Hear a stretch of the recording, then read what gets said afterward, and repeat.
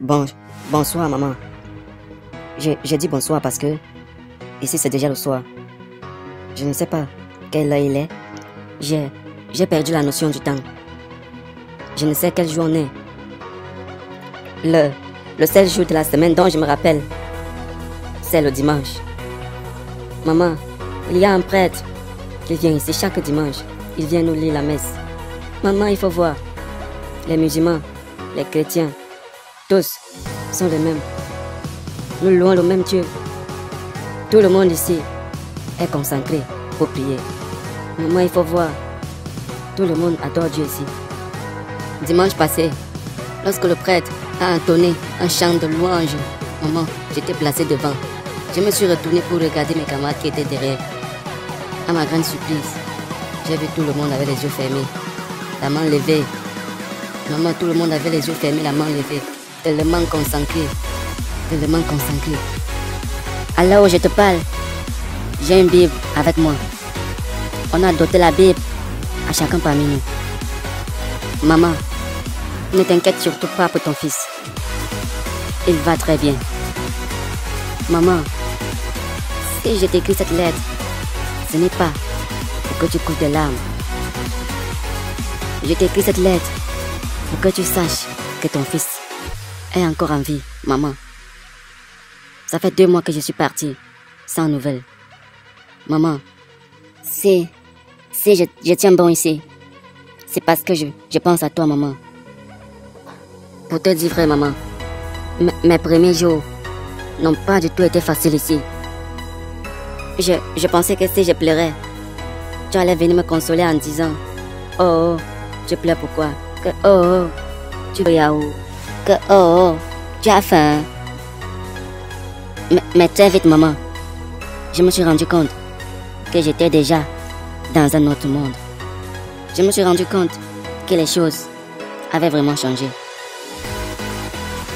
Maman, si tu assistes un peu à nos entraînements, si tu vois comment on nous maltraite, maman, ils disent qu'ils vont nous rendre cailloux.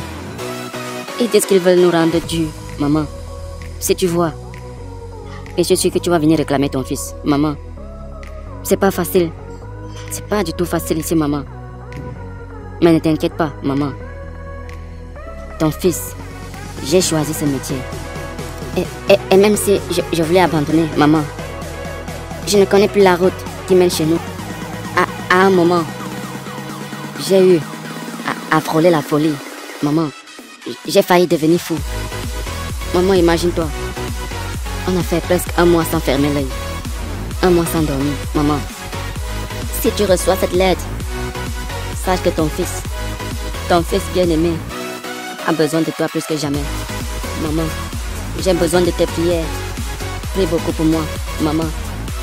Prie beaucoup pour moi, maman. C'est très dur ici, maman. C'est très dur, maman.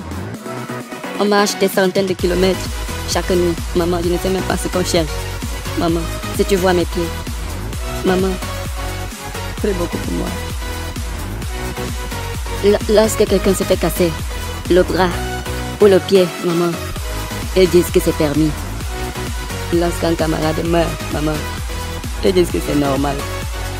Prie beaucoup pour moi, maman. La formation du Dieu, c'est l'enfer sur terre.